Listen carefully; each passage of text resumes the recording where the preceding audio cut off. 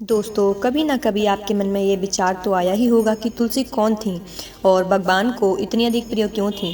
तो आइए जानते हैं इस वीडियो में। कार्तिक मास के शुक्ल पक्ष की एकादशी पर भगवान विष्णु के शालिग्राम रूप और माता तुलसी का विवाह किया जाता है। कई लोग द्वादशी तिथि पर भी तुलसी विवाह करते हैं। तुलसी भगवान विष्णु को अति प्रिय है। तुलसी के बिना भगवान विष्णु भोग स्वीकार नहीं करते। तुलसी पूर्व जन्म में एक लड़की थी जिसका नाम वृंदा था, जिसका जन्म राक्षस कुल में हुआ था।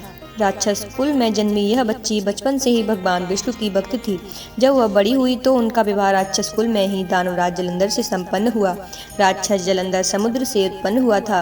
वृंदा बड़ी ही पवित्रता स्त्री थी, सदा अपने पति की सेवा किया करती थी। एक बार देवताओं और दानवों में युद्ध हुआ।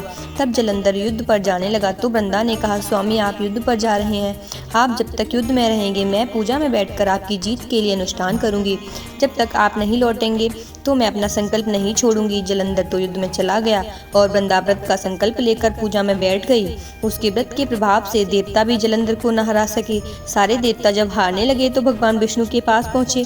सभी ने भगवान विष्णु से प्रार्थना की। भगवान बोले, वृंदा मेरी परम भक्त है, मैं उसे छल नहीं कर सकता।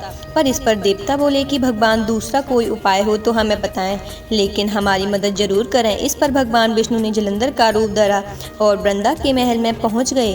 वृंदा ने जैसे ही अपने पति को देखा तो तुरंत पूजा से उठ गई और उनके चरणों को छू लिया। इधर वृंदा का संकल्प टूटा, उधर युद्ध में देवताओं ने जलंधर को मार दिया और उसका सिर काट कर अलग कर दिया।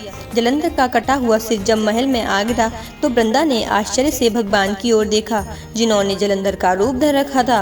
इस पर भगवान विष्णु अपने रूप में आ गए पर कुछ न बोल सके। वृंदा ने कुपित होकर भगवान को श्राप दे दिया कि वे पत्थर के हो जाएंगे। इसके चलते भगवान तुरंत पत्थर के हो गए। सभी देवताओं में हाहाकार मच गया। देवताओं की प्रार्थना के लिए बाद वृंदा ने अपने श्राप वापस ले लिया। इसके बाद वे अपने पति का सिर लेकर सती हो गईं। उनकी राख से एक पौधा निकला। तब भगवान विष्णु ने उस पौधे का नाम तुलसी रखा और कहा कि मैं इस पत्थर के रूप में भी रहूंगा, जिससे शालिग्राम के नाम से तुलसी जी के साथ ही पूजा जाएगा। इतना ही नहीं, उन्होंने कहा कि किसी भी शुभ कार्य के बिना तुलसी जी का भोग से पहले कुछ भी स्वीकार नहीं किया जाएगा। तभी से ही तुलसी जी की पूजा होने लगी। कार्तिक मास में तुलसी जी का विवाह शालिग्राम जी के साथ किया जाता है। साथ ही देवउठनी एकादशी के दिन इसे तुलसी विवाह के रूप में मनाया जाता है। तो दोस्तों, ऐसी ही और जानकारी पाने के लिए हमारे चैनल को सब्सक्राइब करें। और अगर आप भी भगवान विष्णु के सच्चे भक्त हैं तो कमेंट में जय श्री विष्णु लिखना बिल्कुल न भूलें।